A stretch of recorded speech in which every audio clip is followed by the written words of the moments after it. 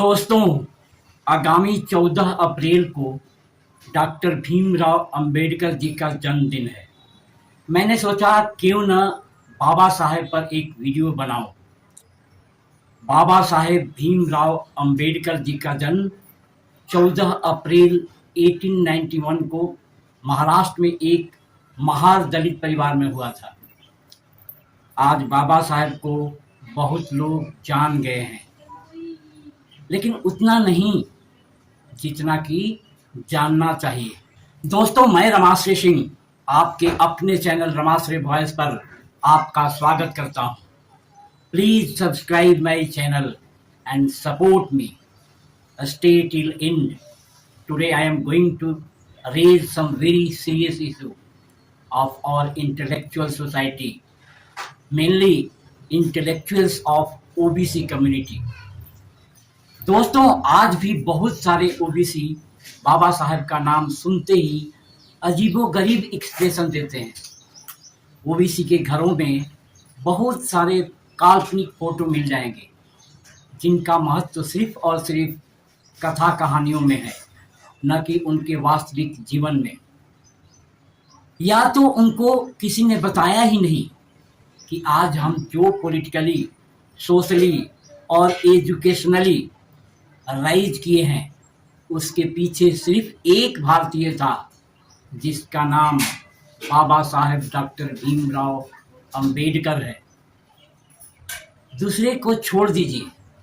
मैं खुद 60 साल का होने के बाद, सर्विस से रिटायरमेंट के बाद, जब बाबा साहेब की किताबें हु वेयर द शूद्राज और एनिहिलेशन ऑफ कास्ट पढ़ा, तब उनके बारे में जान सका। मतलब साफ है कि सालों से मीडिया में, स्कूल में, टीवी पर आने वाली फिल्मों और सीरियल्स में उन सब चीज़ों को ज़्यादा दिखाया गया जिनका हमारे जीवन में रत्ती भर भी योगदान नहीं रहा है। दिखाया भी गया तो उन्हें एक दायरे में रखकर, जैसे उन्होंने जो भी किया सिर्फ दलितों के लिए किया, न कि ओबीसी के लिए किया। कुछ लोग तो जानने के बाद भी इस सोच से उनकी बात नहीं करते कि कहीं सामने वाला उन्हें दलित समझ ले। आज का ओबीसी जो थोड़ा पढ़ लिख कर अच्छी स्थिति में रह रहा है, वो भी अजीबोगरीब बात करता है। मेरे कई दोस्त हैं जिनसे बहस हो जाती है, जैसे ही उनको जय भीम जय संविधान बोल दो तो 10 बार जोर से जय श्री राम बोलकर उसे दबाने की कोशिश करते हैं, जैसे मैं राम विरोधी हूँ। राम सबके आराध्य हैं। राम के दायरे को पता नहीं इतना छोटा कोई कैसे कर सकता है।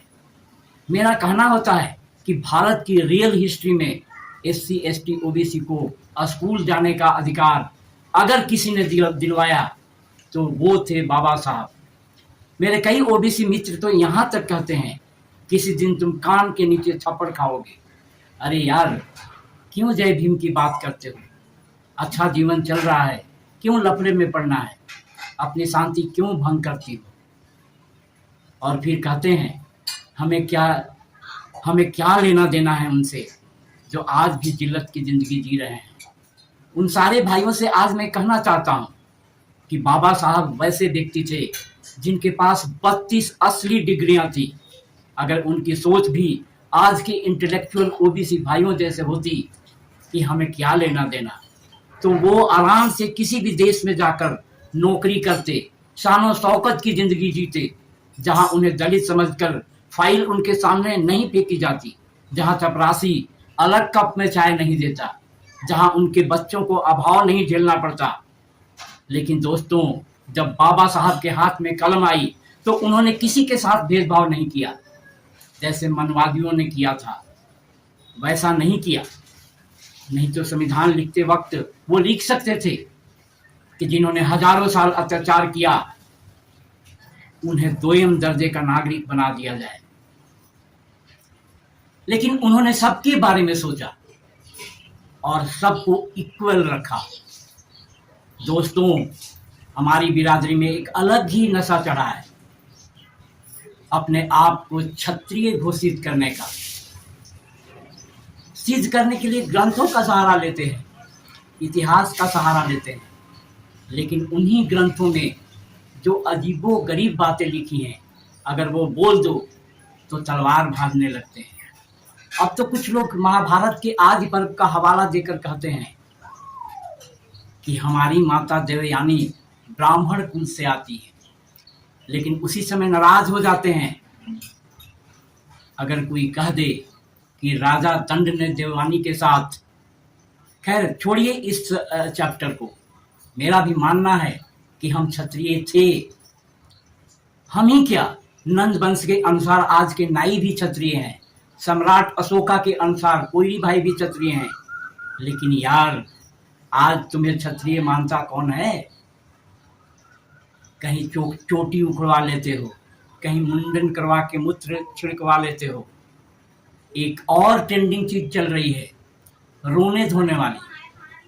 समाज में एक ही तरह के लोग हर जगह बैठ गए हैं, IAS, IPS, स्कूल, कॉलेज। अरे भाई, वो वहाँ ऐसे ही नहीं बैठे हैं, मेहनत से पहुँचे हैं। उनकी मेहनत जरा देख लो। तुम क्या करते हो?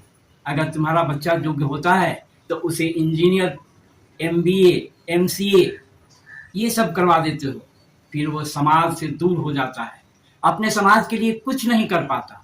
अच्छी सिटी में करोड़ों का फ्लैट, जिंदगी भर EMI, जोमेटो, स्विगी से पिज्जा, फिर रोते हो। भाई, लोग हर जगह फील्डिंग सेट कर लिए हैं। दोस्तों, OBC दोस्तों, कृतज्ञ मत बनो। मान लो, बाबा साहेब सिर्फ दलितों के ही हीरो नहीं हैं, हम सब के हीरो हैं। आज के लिए इतना ही। कमेंट जरूर करना। मिलते हैं किसी और सवाल के साथ अगली वीडियो में। तब तक के लिए जय भीम, जय संविधान, जय जोहार, जय